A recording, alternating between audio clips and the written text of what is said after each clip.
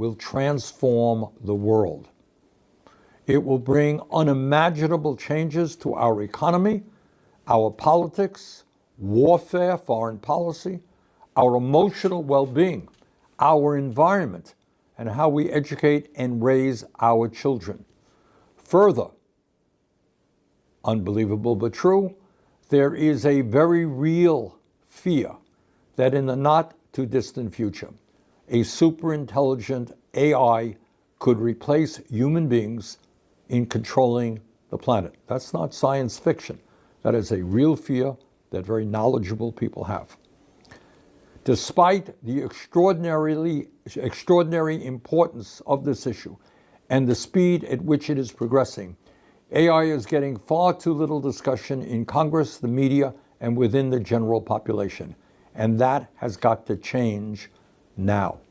Several months ago, as the ranking member of the U.S. Senate Committee on Health, Education, Labor, and Pensions, I undertook an investigation regarding the monumental challenges that we face with the rapid development of artificial intelligence. And very recently, I held a public discussion at Georgetown University with Nobel Prize winner Dr. Geoffrey Hinton, considered to be the godfather of AI, the guy who really brought this subject to the place that it is now, to get his views on a wide range of AI-related subjects. Based on our investigation and other information that we are gathering, my staff and I will soon be presenting a very specific set of recommendations to Congress as to how we can begin addressing some of the unprecedented threats that AI poses. Here are just some of the outstanding questions that we intend to answer in our report. First, and maybe most importantly, who should be in charge of the transformation into an AI world? Currently, a handful of the very wealthiest people on earth, Elon Musk, Jeff Bezos, Bill Gates, Mark Zuckerberg, Peter Thiel, and others, are investing many, many hundreds of billions of dollars in developing and implementing AI and robotics. Are we comfortable with seeing these enormously powerful men, handful of people, shape the future of humanity without any democratic input or oversight? Is the goal of the AI revolution simply to make the very, very richest people on earth even richer and even more powerful? Or will this revolutionary technology be utilized to benefit all of humanity? That is the question. Who benefits from this incredible transformation of society? Why does Donald Trump, who is strongly supporting these big tech oligarchs, want to impose an executive order blocking states from regulating AI? Why does Peter Thiel, the billionaire investor and co-founder of Palantir, call those who want regulations over AI, quote, legionnaires of the Antichrist, end quote? Does this elite group of multi-billionaire big tech guys really believe that they have the divine right to rule? Are we going back to the 19th century, where you had, in those days, kings and monarchs saying God gave them the right to rule? Is that what these guys are saying today? How far will they go to resist government regulation? So that's one huge issue that we've got to get deeply involved in. Further, what impact will AI and robotics have on our economy and the lives of working people? The report that I released last month found that AI, automation, and robotics could replace nearly 100 million jobs in America over the next decade, including 40% of registered nurses, 47% of truck drivers, 64% of accountants, 65% of teaching assistants, and 89% of fast food workers, among many other occupations that will be hit hard by AI and robotics. Now, Elon Musk recently said that, quote, AI and robots will replace all jobs. Working will be optional, end quote. Bill Gates predicted that humans, quote, won't be needed for most things, end quote. Dario Amodei, the CEO of Anthropic, warned that AI could lead to the loss of half of all entry-level white-collar jobs. If AI and robotics eliminate millions of jobs and create massive unemployment, how will people survive if they have no income? How do they feed their families or pay for housing or health care? Is government doing anything now to prepare for this potential economic disaster? Further, what impact will AI have on our democracy? At a time when the foundations of democracy are under attack here in the United States and throughout the world, will AI and robotics help make us become a freer, more democratic society, or will it give even more power to the oligarchs who control the technology? Will AI result in a massive invasion of our privacy and our civil liberties? Larry Ellison, the second richest person on earth, predicted an AI-powered surveillance state where, quote, citizens will be on their best behavior because we're constantly recording and reporting everything that is going on, end of quote. This is the second wealthiest guy on earth investing hundreds of billions in AI. Are we reaching the stage where every phone call that we make, every email and text that we send, every bit of research we do on the internet will be available to the owners of AI?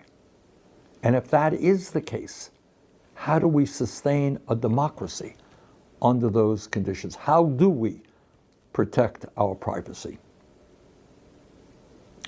Further, could AI literally redefine, and this is almost crazy stuff, very unimaginable, but could AI literally redefine what it means to be a human being? Who we are and how we develop emotionally and intellectually is highly dependent upon our relationships with other human beings. Our parents, of course, our family, teachers, lovers, friends, and co-workers. To quote the 17th century poet John Donne, you'll remember this poem, quote, no man is an island unto himself, end quote. The human beings with whom we interact help shape us to become, for better or for worse, the people we are. But AI is in the process of changing that.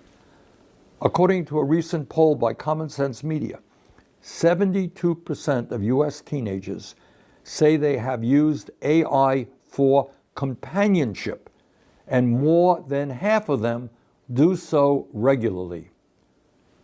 What does it mean? I want you to think about this. What does it mean for young people to form friendships with AI and become increasingly isolated from other human beings, spend an enormous amount of time on their screens talking to AI characters? What happens when millions around the world seek emotional support from a machine? What is the long-term impact upon our humanity when our most important relationships are not with other human beings? Further, what impact is AI having on our environment? AI data centers require a massive, huge amount of electricity and water. A relatively small AI data center can consume more electricity than 80,000 homes. A large one, like the $165 billion data center that OpenAI and Oracle are building in Abilene, Texas, will use as much electricity as 750,000 homes. one data center. Meta is building a data center in Louisiana, the size of Manhattan, that will use as much electricity as 1,200,000 homes. In community after community, Americans are fighting back against data centers being built by some of the largest and most powerful corporations in the world. They are opposing the destruction of their local environment, soaring electric bills, and the diversion of scarce water supplies. Nationally, how will continued construction of AI data centers impact our environment? Further, how will AI and robotics impact foreign policy and warfare? Well, maybe you haven't thought about that. But the reality is that, sadly, tragically, in the midst of the 21st century, governments have not yet created a mechanism for solving international or internal disputes without armed conflict. We're seeing terrible wars taking place right now. Nonetheless, government leaders are often hesitant about going to war because of their fear of public reaction to the loss of life. No politician wants to go before his or her people and say, oh, sorry, we've lost thousands of dollars of young men and women. But what happens when you have robots replacing human beings in the act of warfare? When you have robot armies, what does the future look like if millions of robot soldiers replace human beings? Will leaders be more likely to engage in war or threaten military action if they don't have to worry about loss of life? Will there be literally an arms race in robots? So you can see country fighting country, not with their own human beings, not with their own soldiers, but with robots. And if you don't have to worry about losing robots as opposed to losing human beings, how will this shape foreign policies around the world? It's a big issue. Doesn't get a lot of discussion. Further, and needless to say, of some consequence, is AI an existential threat to human control over the planet? Now, some of us remember the scene, and I know there have been different movies making the same point, but some of us remember that scene in that great 1968 science fiction film, 2001, A Space Odyssey, in which HAL, the super intelligent computer that controlled the spaceship, rebels against its human masters. Today, as AI makes rapid progress, Dr. Geoffrey Hinton recently told me that it was only a matter of time before AI becomes smarter than human beings. Now, what's the impact of that? Does that raise the possibility that humans will actually lose their ability to control the planet? And if that becomes a possibility, how do we stop that extraordinary threat? And let me just tell you, these are just some, underline some, of the questions that must be answered as AI and robotics rapidly progress. So remember, these guys are spending hundreds and hundreds of billions of dollars. There are breakthroughs almost every day. AI and robotics are revolutionary technologies that will bring about an unprecedented transformation of society. Will these changes be positive and improve life for ordinary Americans, or will they be disastrous? In my view, Congress must act now. We've got to start answering these questions and other questions. We need to have a national discussion. This is a huge issue. And maybe the people on top, the billionaires who control the technology, want us to ignore it. But for the future of our world, our kids, the environment, etc., this is an issue that cannot be ignored. So we're going to work together. Look forward to hearing from you about this issue.